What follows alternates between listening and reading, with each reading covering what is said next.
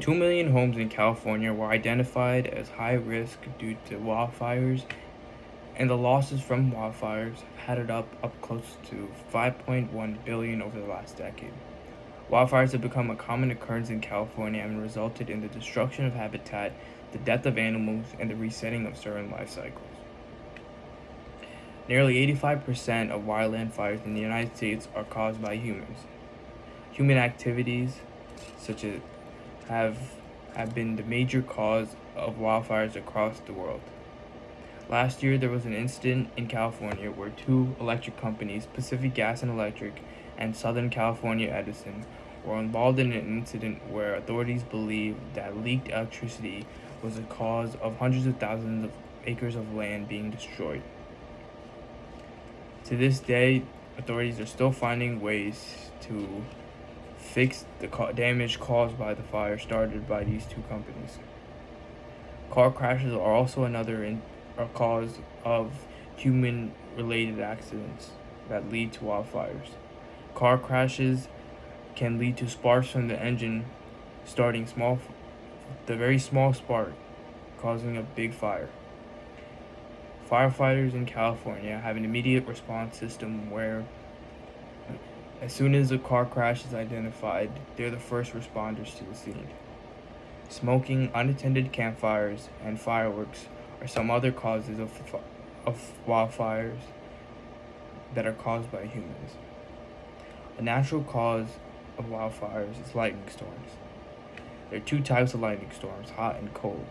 Hot lightning has less voltage but occurs more frequently, while cold lightning has more voltage but occurs less frequently.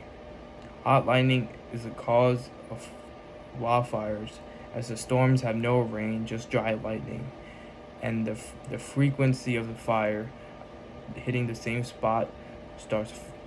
The frequency of the lightning hitting the same spot starts a fire.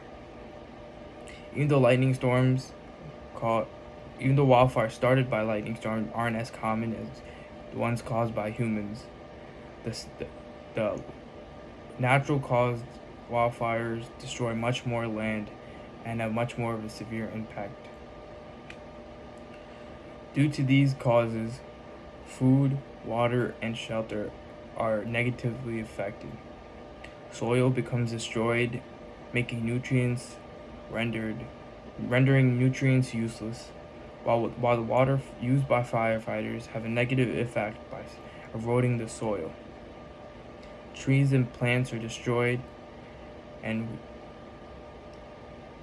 those are the two main areas for shelter for animals. According to National Geographic, many animals have the ability to escape the heat. Birds can fly away, mammals can run, and amphibians and other small creatures burrow into the ground, hide out in logs, or take cover under rocks. Newborns, like baby birds, don't know how to fly and are left stranded in the fire, while others, like baby rabbits or deer, are too slow to outrun the pace of a fire. Animal death can be related to vehicular, as many of the animals who are able to run away try crossing roads and get hit by cars, while others are just too slow to outrun the pace of the fire. Smoke inhalation is also a major cause to the death of animals, as even to those who are able to escape the fire, they eventually die from inhaling too much smoke. Forest fires aren't always bad, as they reset the life cycle. Even healthy forests contain dead trees and decaying plant matter. When a fire turns them to ashes, nutrients return to the soil instead of remaining captive in old vegetation. Forest fires aren't always bad, as most people think, because they create new life in the forest.